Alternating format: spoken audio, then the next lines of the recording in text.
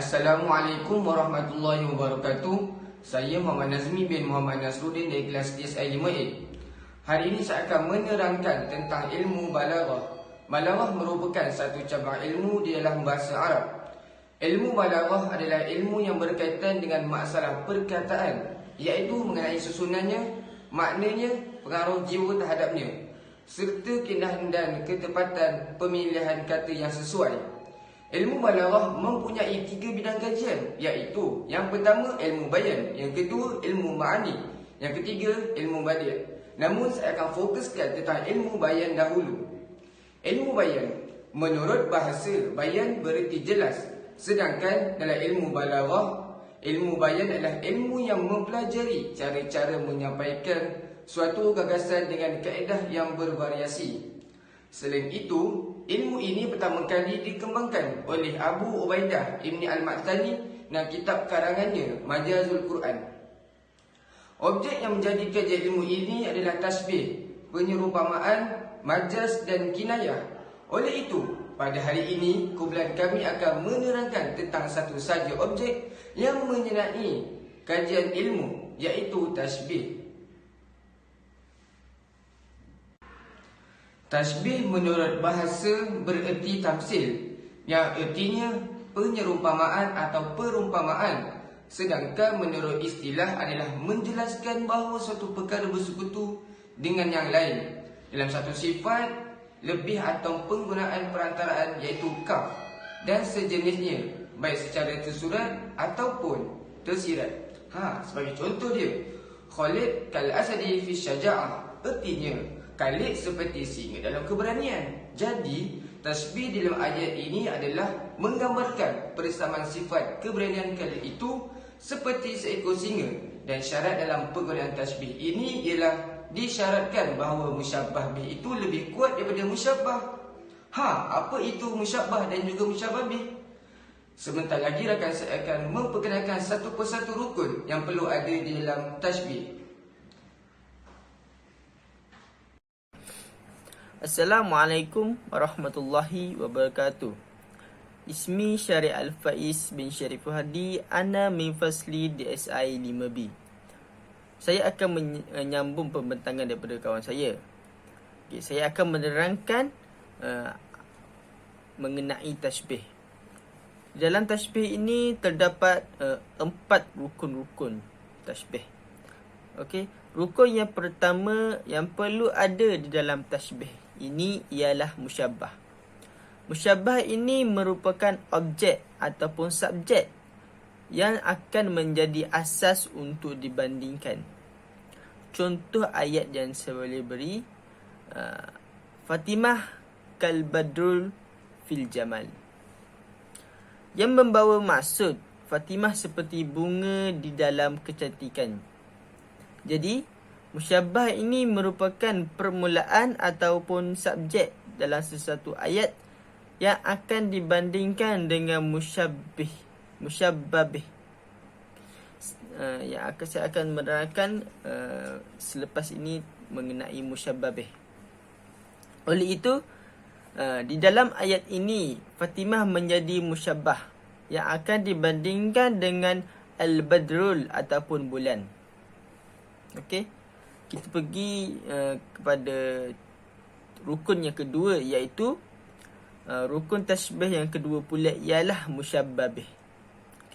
Musyabbah bih ini ialah sesuatu yang kita mahu samakan dengannya atau bandingkan kepada musyabbah tadi. Perbandingan ini juga haruslah boleh diserapkan dengan musyabbah. Sebagai contoh ayat yang saya telah berikan sebentar tadi, ayat itu adalah Fatimah kal badrul fi jamal, ataupun Fatimah seperti bulan dalam kecantikan, yang maksud ayat tadilah. Jadi musyabbah bih ini dalam ayat ialah al-badrul ataupun bulan yang telah diserapkan dengan Fatimah di atas sebab kecantikannya yang dimiliki oleh Fatimah. Kita juga harus ingat bahawa pemilihan musyabbah ini juga ialah musyabbah bih. Haruslah bersesuaian dengan wajhus syabah. Wajhus syabah ni akan diterangkan oleh sahabat saya sebentar saja lagi, ataupun sifatnya itu. Okey, seperti contoh musyabbah bih yang sering digunakan ialah al-asad atau singa yang telah singa yang bermaksud dengan seorang lelaki yang mempunyai sifat berani. Okey, sekian daripada saya. Assalamualaikum warahmatullahi wabarakatuh. Hai, Assalamualaikum. Saya Niina dari DSI 5E. Kita akan menyambung rukun tasbih yang seterusnya, iaitu adat tasbih dan wajhu asyabah pula. Apa lagi? Jom. Baiklah, rukun ini dikenali sebagai wajhu asyabah kerana sifat yang sama yang terdapat pada musyabbah dan musyabbah bih, seperti persamaan sifat cantik yang terdapat pada wanita dan bunga. Sifat yang sama dalam musyabbah dan musyabbah bih boleh menjadi satu ataupun lebih. Pada dasarnya, wajhu asyabah dalam musyabbah bih ni mestilah lebih kuat daripada sifat musyabbah sendiri. Sebagai contoh ayat di atas, Fatimah kal badru fil jamal, iaitu Fatimah seperti bulan dalam kecantikan. Apa yang kita boleh faham ialah apakah persamaan Fatimah dengan bulan? Kenapa dalam contoh pernyataan tersebut mengatakan Fatimah itu bulan? Sebab dia cantik. Cantik itulah wajhu asyabah dia. Akhir sekali, adat tasbih. Adat tasbih ini ialah kata yang digunakan untuk menghubungkan lokasi persamaan antara musyabbah dan musyabbah bih. Okey, kalau senang nak faham, adat tasbih ni ada kata kunci dia yang terbahagi kepada 3, iaitu kaf, mislu atau ka'anna. Bagi kaf dan mislu, mestilah selepas musyabbah atau dikenali sebagai subjek. Manakala penggunaan ka'anna mestilah sebelum subjek. Contoh penggunaan ka'anna Fatimah al-badru fil jamal. Nampak tak ka'anna dia dekat depan subjek. Yang pasti kita kena kenal dulu, barulah kita boleh tahu yang dia tu sebenarnya adalah adat tasbih berdasarkan 3 kata kunci tadi. Okey, boleh faham? Setakat itu sahaja untuk rukun tasbih. Terima kasih sudi mendengar. Saya serahkan penjelasan selanjutnya kepada kawan-kawan saya yang lain. Bye. Bismillahirrahmanirrahim. Assalamualaikum warahmatullahi wabarakatuh. Nama saya Afi Ikmal bin Abdul Rahman dari kelas DSI 5A. Pada hari ini saya akan menyambung pembentangan kami tentang jenis-jenis tasbih. Setelah kita memahami bagaimana mahu mengenal pasti rukun-rukun tasbih, kita juga perlu mengetahui tentang jenis-jenis tasbih yang sangat berkait rapat dengan rukun-rukun tersebut. Rukun tasbih ada 5, iaitu tasbih mursal, tasbih muakkad, tasbih mufassal, tasbih mujmal dan juga tasbih baligh. Kita pergi kepada jenis pertama dahulu. Jenis tasbih yang pertama ialah tasbih mursal. Tasbih mursal ialah tasbih yang ada adat tasbih di dalam ayat tersebut. Sebagai contoh, al-ulama mislu sirrajun fil hidayah, yang membawa maksud ulama itu seperti cahaya dalam memberi petunjuk. Boleh dilihat di dalam ayat ini ada mislu ataupun seperti yang merupakan adat tasbih. Selain itu, jenis yang kedua ialah tasbih muakkad. Tasbih muakkad ialah tasbih yang tidak mempunyai adat tasbih. Ia bertentangan dengan sifat tasbih mursal sebentar tadi. Sebagai contoh, al-ulama surrajun fil hidayah. Di dalam ini tiada tanda-tanda keberadaan adat tasbih, sama ada mislu ataupun kaf. Jadi, ayat ini dikategorikan sebagai tasbih muakkad. Selanjutnya, tasbih yang ketiga ialah tasbih mufassal. Tasbih mufassal ialah tasbih yang adanya wajhus syabah di dalam ayat itu, ataupun di dalam ayat itu ada perkara yang boleh disamakan dengan musyabbah dan juga musyabbah bih. Sebagai contoh, Siti kal wardah fil jamal. Siti seperti bunga di dalam kecantikan. Wajhus syabah di sini ialah al-jamal ataupun cantik. Oleh itu, ayat ini dikira tasbih mufassal kerana adanya wajhus syabah. Seterusnya, untuk menyambungkan jenis tasbih yang keempat dan kelima, saya akan serahkan kepada rakan saya untuk menerangkannya. Sekian itu saja daripada saya. Yang baik itu datang daripada Allah, yang buruk itu datang atas kelemahan diri saya sendiri. Sekian, Assalamualaikum warahmatullahi wabarakatuh. Assalamualaikum warahmatullahi wabarakatuh. Nama saya Nur Ayuni binti Azhari daripada kelas DSI 5A. Saya akan menyambungkan pembentangan kami tentang jenis-jenis tashbih yang keempat dan juga tashbih yang kelima. Tashbih yang keempat ini dipanggil tashbih muzmal. Tashbih muzmal ni dia boleh dikatakan partner dengan tashbih mufassal.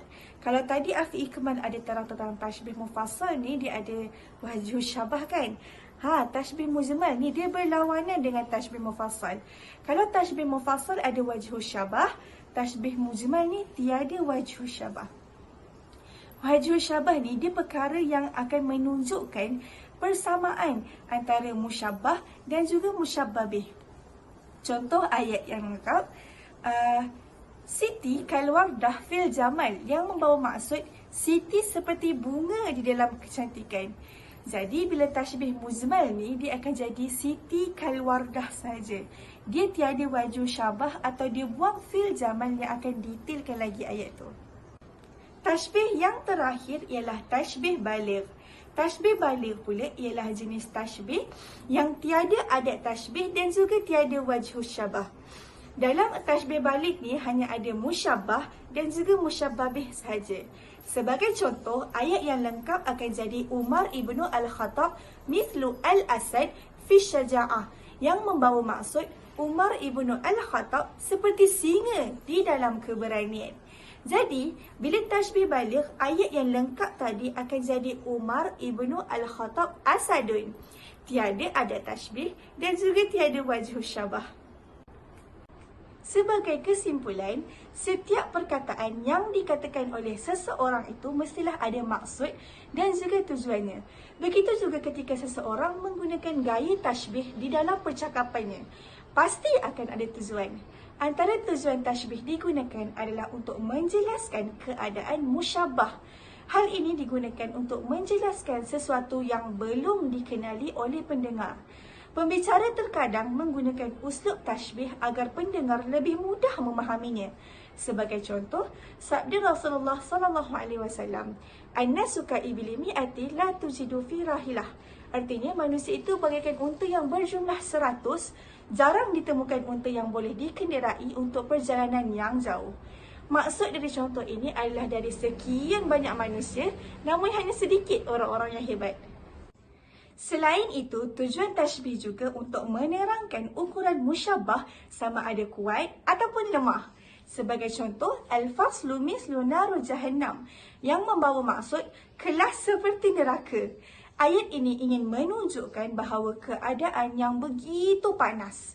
Seterusnya, tujuan tashbih ini juga untuk memperindahkan atau memperburukkan musyabbah. Seperti contoh, asyaibu kallu'lu ataupun uban seperti mutiara. Maksud dan tujuan dalam syair ini adalah untuk memperindahkan sesuatu ciptaan itu. Tujuan tashbih yang demikian sering ditampakkan dalam bentuk pujian, ratapan, keagungan dan untuk mengundang rasa belas kasihan. Namun, ada juga tujuan tashbih ini adalah untuk memperburukkan musyabbah. Seperti contoh, seorang Arab Badui telah berkata dalam mencela isterinya, "Watafatahla kainat famalawriyatuh tauhamatuh baban min al-nar yuftah." Yang membawa maksud, ia membuka mulutnya sebaiknya ia tidak pernah lahir. Bila engkau melihat mulutnya itu, maka engkau akan menduganya sebagai satu pintu neraka yang terbuka.